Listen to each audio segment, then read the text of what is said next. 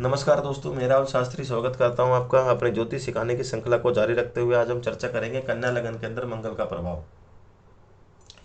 देखिए, कन्या लगन का मतलब है अगर लगन में 6 है तो ये कन्या लगन की कुंडली हुई। लगन में 6 इसको पहला भाव माना जाता है। लगन का भाव होता है 6 हुआ तो कन्या लगन। कन्या लगन के स्वामी बुध देव होते हैं। और मंगल का हम प्रभाव देख रहे हैं 12 भाव में कहीं ना कहीं जरूर होगा।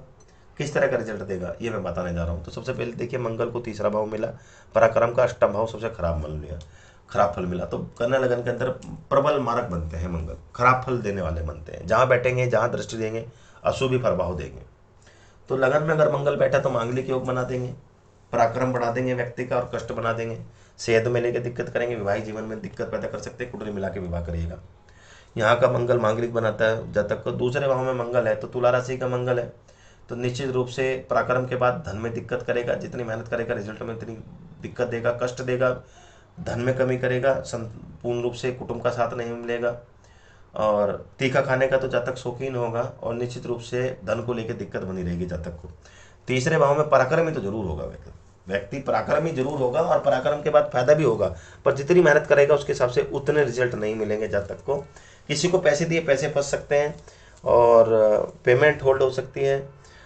इस तरह की दिक्कतें भी देखने को मिलती हैं। चतुर्थ भाव का जो मंगल होगा, चतुर्थ भाव का जो मंगल होगा, यहाँ पे भी मंगल मांगलिक योग बनाता है। और धनु राशि का मंगल पर, क्योंकि गुरु की राशि है तो मंगल का इतना प्रभाव नहीं पड़ेगा, यानी मांगलिक दोष का इतना प्रभाव नहीं पड़ेगा। यहाँ चतुर्थ भाव पे देखो, मंगल जो होता है भूमि का कारक होता है। चतुर्थ भाव भी मंगल भूमि का माना जाता है, मकान वाहन और पैतृक संपत्ति से जोड़ा जाता है। तो यहाँ पे मंगल भूमि तो देगा, पर बहुत पराक्रम, बहुत मेहनत करने के बाद देगा। उसमें थोड़ी सी रुकावटें भी आपको देखनी पड़ेगी। रोजगार में जितना फायदा होना चाहिए उतना फायदा नहीं देगा। वैवाहिक जीवन में कोई बहुत ज़्यादा कष्ट नहीं देगा। और साथ ही साथ और निश्चित रूप से जो बड़े भाई बहने हैं या छोटे भाई बहने हैं, खासतौर से बड़े भाई बहन, उससे दिक्कत देगा, क्योंकि दृष्टि जा रही है। जहाँ बड़े भाई बहन होते हैं, मित्र होते हैं, उनका लाभ नहीं मिल पाता। और थोड़ा सा कहीं ना कहीं जातक को लॉस भी दे सकता है बिजनेस की अगर बात करें तो।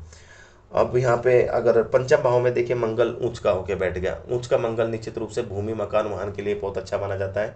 पर क्योंकि पूर्ण रूप से इस कुंडली में कारक नहीं है, पर क्योंकि यहाँ पे प्लेसमेंट बहुत अच्छा है, तो व्यक्ति अगर मेहनत करेगा तो निश्चित रूप से भूमि मकान वाहन के योग बनेंगे। और कष्ट भी जो होंगे उसमें भी उसको भी ओवरकम कर लेगा जातक, निश्चित रूप से, क्योंकि यहाँ पे बैठा है और दृष्टि भी अपने खुद के भाव पे दे रहा है।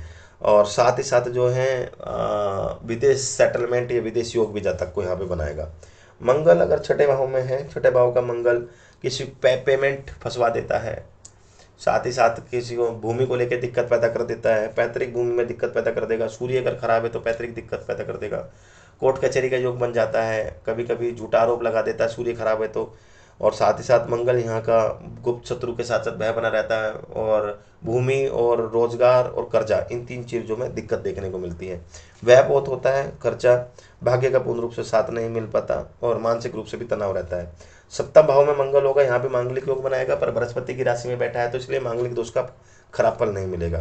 बट यहाँ का मंगल जो है कहीं ना कहीं रुकावटें जरूर पैदा करेगा, वैवाहिक जीवन में डिले या दिक्कत पैदा कर सकता है। खुद जातक क्रोधी, और साथ ही साथ धन का पूर्ण रूप से लाभ नहीं मिल पाना, और जितना मेहनत करता है उसके हिसाब से उतने रिजल्ट नहीं मिल पाते। अष्टम भाव का मंगल अपने खुद की राशि में बैठा है। देखिए, अगर बुध की बहुत अच्छी स्थिति है तो ये मंगल विपरीत योग भी बना सकता है। विपरीत योग का मतलब ये होता है कि व्यक्ति बहुत मेहनत करता है शुरू में, और फिर मेहनत करने के बाद धीरे धीरे वो शुभ प्रभाव भी उसको मिलने शुरू हो जाते हैं। इसको विपरीत राजयोग मिलते हैं। हालांकि पूर्ण रूप से मंगल कारक नहीं है, तो पर जितने फायदा मिलना चाहिए उतना फायदा नहीं मिल पाएगा। पर यहाँ का मंगल निश्चित रूप से अपने खुद की राशि का बेटा है, तो अशुभ प्रभाव में कमी तो जरूर करेगा, पर फिर भी रुकावटें जरूर आएंगे जब तक को। और यहाँ पे शनि बैठ गया तो, या फिर केतु बैठ गया तो यहाँ पे पाइल्स भी बना देता है। मंगल अगर वृषभ राशि का है तो निश्चित रूप से यहाँ पे भाग्य को जितना साथ मिलना चाहिए उतना साथ नहीं मिल पाएगा। हालांकि पराक्रमी होगा जब तक, और खर्चा बहुत बना रखेगा जब तक, और मकान वाहन बनाने में भी जब तक को रुकावटें बनी रहेगी। दसम भाव का मंगल अगर अच्छा है और सूर्य की स्थिति अच्छी है तो जब तक को यहाँ प्रशासनिक क्षेत्र में या फिर गवर्नमेंट नौकरी में जब तक को सहायता मिल सकती है। सूर्य की स्थिति देखना बहुत जरूरी होगा। पर निश्चित रूप से ये तो बात पक्की है कि सुखों में जितना फायदा होना चाहिए उतना सुख नहीं मिल पाएगा, पर जब तक जितना पराक्रम करेगा धीरे धीरे प्रगति कर ही लेगा। 11वें भाव का मंगल देखा गया है कि यहाँ पे नीच का, तो निश्चित रूप से सबसे ज़्यादा शुभ प्रभाव देगा।